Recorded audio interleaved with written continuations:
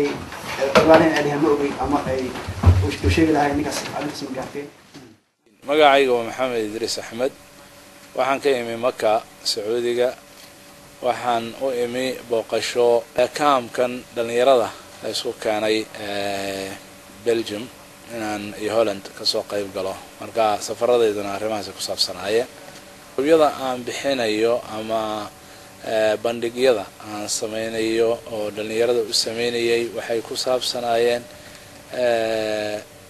qisooyin إسلامية وإيمانكو ذكر سقاطي كرا كورمية قصوين كي النبي دا قصوين كي الصحابة دا قصوين كي دتك وناكسنا قصوين كا أما شيكوين كا دعوة دا هي سيدا لو قادن كرا قفك مسلم كاي سيدا دينتي سو وقبسن كرا ونقون كرا قف برود كا أما كفانا إسلام كنقون قف كبقة أما كعب صدا أما كجس أما كيحيح عنه مركتاس أيان كبحيني دور فدي الحمد لله سفي عن بين الدلين يرضى كقايب قاعدتي كام كان أسودوينيين وندونية بري أيان رجيني إنانو فدي يداس أما بندق يداس إن شاء الله تعالى دمين دونه بإذن الله بالعلم والإيمان نبني مجدنا فاسأل مآثرها يجبك زمانها هي أمة قد عزها قرآنها فاسأل مآثرها يجبك زمانها هي أمة قد عزها قرآنها بنت العدالة والقلوب فداؤها والحق قد شهدت به أعداؤها بنت العدالة والقلوب فداؤها والحق قد شهدت به أعداؤها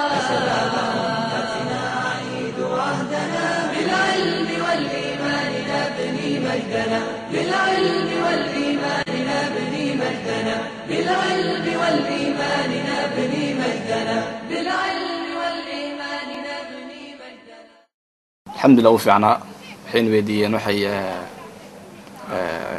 حين براين عشرة موضوع عشرة امتحانكم هو سنة سؤال عشرة قاركود كواد usoo diyaar garoodo ma ahayn meel aad ka filanay su'aalaha ka yimaadeen su'aalaha maya waxay ahayd wax kasoo noo sheegan bayna weydiyeen waxaana bilow waxay dhihi jireen shuyuukhda wax qorta saad imtixaanka aad isku diyaarisiin ardayda qaarkood waxaan ka maqlay su'aalaha inay seerada u badnaayeen قاركون دتك قاركون إلهين فقهي مع عقيدة يعني سؤال كفليني صح لكن هذه نتيجة مرينس يعني سيرة عشرة سيرة هو هاي سدح كل كان الله والله هاي يعني ما كسيرة كبنات عقيدة بكبرنا يعني يو فقهي سيرة بدنات ما كوا لو خشنو هذا سؤالها كبرنا Mijn examen het was veel makkelijker dan ik had gedacht. 15 vragen in 1 uur. Heb je heel veel tijd. En ik denk dat ik het wel goed heb gemaakt. امتحانك وحير مويلكات وحير نوافي عناد سؤال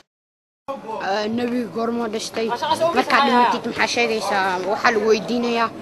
ya kiya furo jannada ya furo malaa'ika ana marka intaas waa 15 su'aal ahayd inta badan ka jawaabta adiga inta badan ha runtii barnaamijkan aniga marka hore ma ogeyn waxa ay sheegay inaan saaxiibanahay oo dhalinyarada joogta kamid ah markuu ii sheegay culimada iimaanaysa iyo qaabka iyo waxa la kala faa'iideysiga markaas aan aniguna islaa marka waa ka soo faa'iideyso bal aan dadka fasaxna la soo qaadan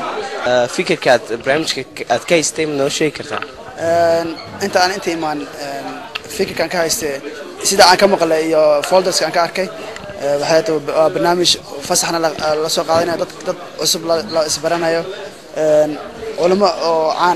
عن قاركود هذا جعلها يسقط جليان وحبرشنا أي تهاي فسحنا تها مكفكك سنة كهايست. markaa fikirkaad haystay imika sidaad moodisay may noqotaa ama wasi kale aad iyo aad fikirka aan ka haystay waa kasii fiican weli dad badan asbaranay waxyaabo badan culimada ka faa'iideysanay marka fikirka aan ka haystay iyo kasii fiican waan kala kulmay halkan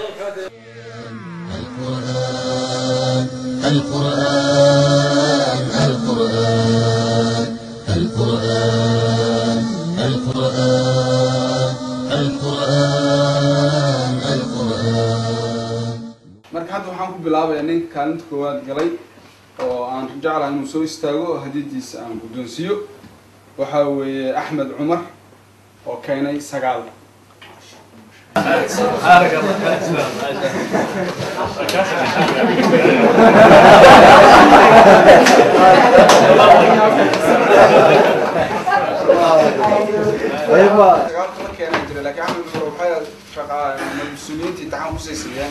fartiisa oo qurux badneed oo si fiican loo fahmay iyo su'aaluhu yara ka fahmay ninka inta labaad marka saa ku galo wuxuu asagana Abdul Qadir Ibrahim Abdul Qadir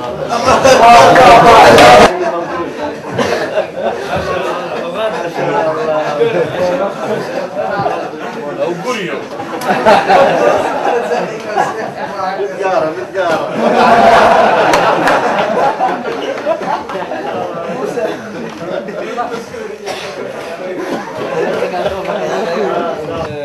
ninka ugu furfurnaan badnaa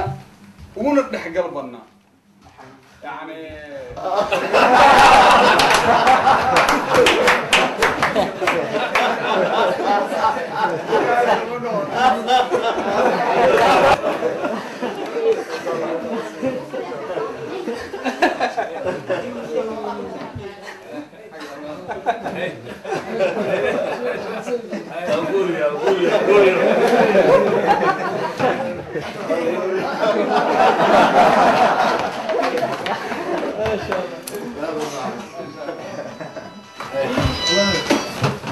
أحسنت والله قف كسر لكن waxaan sheegnay in aan cidna qalin doonin caawa oo qof walba uu inuu baari wax ka doono waayo waa la wada dadaalay nidaamka waa la ilaaliyay famil fiican aan noqonay insha Allah waxaan rajaynayaa sanado soo socdana famil la fiican noqon doono wargni walba waa hadii isku heli doona halkaan aan ka bilaabi doona insha Allah baan samiji oo soo kala استقنا لك والهوى نادانا والهوى نادانا قبلتي بيت الله صابر أنني يوما لك زائر يا ترى هل تراني ناظر للكعبة وتغمرني بأمانة وتغمرني بأمانة يا طيبة يا طيبة يا دوا العيانة استقنا لك والهوى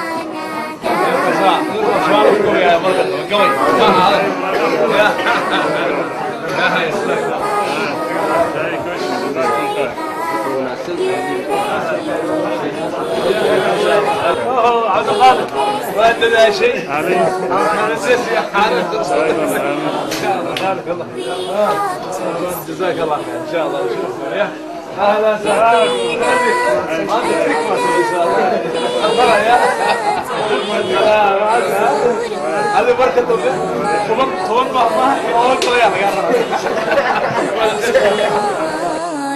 صلي صلاتي واذكر ربي